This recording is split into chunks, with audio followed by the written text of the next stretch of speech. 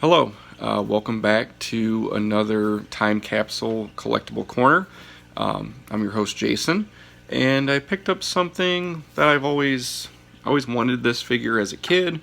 The original one, though, the vintage one, is very expensive. So I have Masters of the Universe Scareglow. This is the Origins, so it's the reissuing of this figure. So this actually has the same feature that the original one used to have. It glows in the dark. So it's pretty neat. I'll probably put like a picture of it glowing in the dark so you can see what it does. When I try to take a video of the last thing that glowed in the dark, the Kevin Matchstick figure, my video doesn't pick up the glowing in the dark. It's too dark to pick it up. My camera's not good enough for that. But I'm going to open this up and we'll take a look at them. Alright, so now we have them out of the package, and there's a little bit of difficulties getting it out. They seem to use a really strong glue. So the package is, I had to really get it. And with doing that, the mini comic was actually glued in the bubble. So down here in the corner, there's a little bit of rips in it. And actually, there's glue seeped in the pages.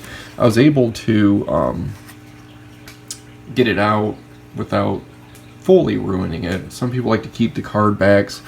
There is artwork on them. That's kind of hard to see, but so I got this flipped around. But you got that fancy artwork there, and then the cross cell there, what his action does. But it's kind of hard to get it out. And then with that being said, the glue was stuck on these pages. But the mini comics nowadays a lot smaller, less pages. I mean, the artwork's still quite good. 4 pages front and back, and it's got the same thing on the back here, that cross cell. If I hadn't said it before, why Scareglow? As a kid, I got Clamp Champ, and he came with the mini comic for Scareglow was in it, Ninjor, Scareglow, and King Randor and Clamp Champ. They were all in it, along with He-Man and Skeletor. And I always liked the figure, he had the fear power, he'd glow.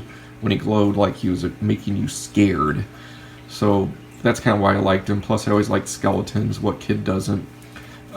The color, is appealing for a kid. He's got his green staff, purple cloak. He's that classic 80s glow in the dark. His cape has little texture on it, and I wasn't going to use this backdrop, but I was able to cut out the spots that the cat messed up, so that way you can kind of see the figure up closer instead of me holding it. So I'm refilming this part.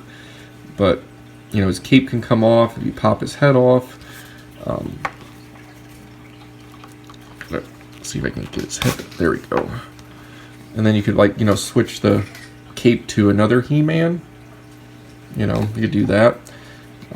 Have him without his cape on, if you wished. With the new figures, you can pose them a lot better because their arms, can come, so you can get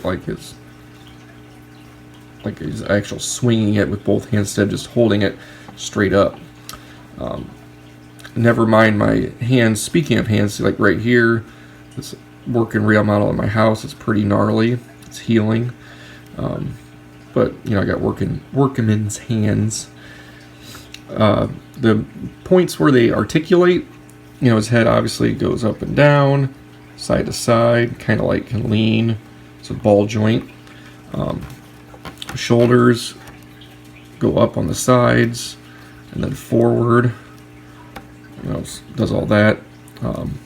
There is no bicep cut, so it doesn't twist there, but his elbow goes up and down, and also side to side. Wrist kind of tight, goes in and out, and also swivels. And his waist, obviously they don't have that action punch, but he does have an action feature. He glows in the dark. Legs go out, down, and up. Knees bend, and they kind of have a little bit of a rock to them.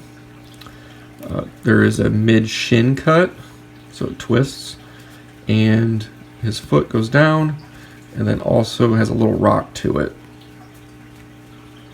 But yep, and then, you know, his back, they didn't paint on because they're assuming you're gonna have the cape on, so there's no bones painted on there. The paint works pretty good. Right here, you know, a little bit of chip on that, or like paint peeling, is either peeling off. I mean, I only reviewed him, this is the second time because I reviewed him facing the first time. I'll put his cape back on.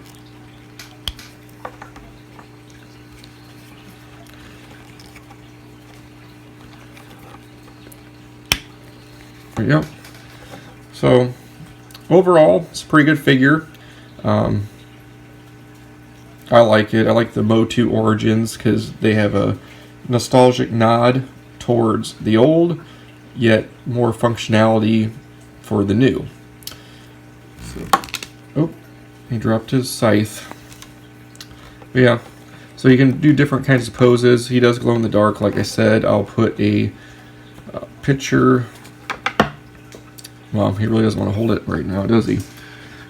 But I'll put a picture like side by side here in a second. So, you got him here, and then I'll have like a picture over here glowing. Yep, overall, definitely one of my favorite Motu Origins figures. Definitely not going to go out and buy the vintage one. I'm more like on, for the most part, just one figure, unless the vintage one was really special to me. Like I might get a Battle Armor He-Man of the vintage, or like a DC Superpowers Superman, or the Galoob, the tall Galoob Mr. T. In time, I might do that as I grow my collection back up, because I used to have an immense collection of action figures. But that's all I got for that. So yep. Let me know if you guys, you know, collect any sort of thing. It can be action figures, whatever. If you like Masters of the Universe, if you even know what it is. If you like this figure, if you think he's overrated, especially the vintage version that's selling for like $400, you know. If you like the new version that's on, was it Masters of the Universe Revelations? Or Masterverse Revelations, whatever it's called. The new Netflix show by Kevin Smith. If you like the new version of Scareglow better, or you like the retro-inspired one, let me know. Yeah, I'll keep on like slowly reviewing my collection. I kind of like want to mix up my videos, and it's all about just sharing, you know, what I like, letting you guys know what you like, you know, let you know if it's a good product or not. And that's all I got for this collectible corner. Hopefully you enjoyed, and I'll see you in the next one. Bye.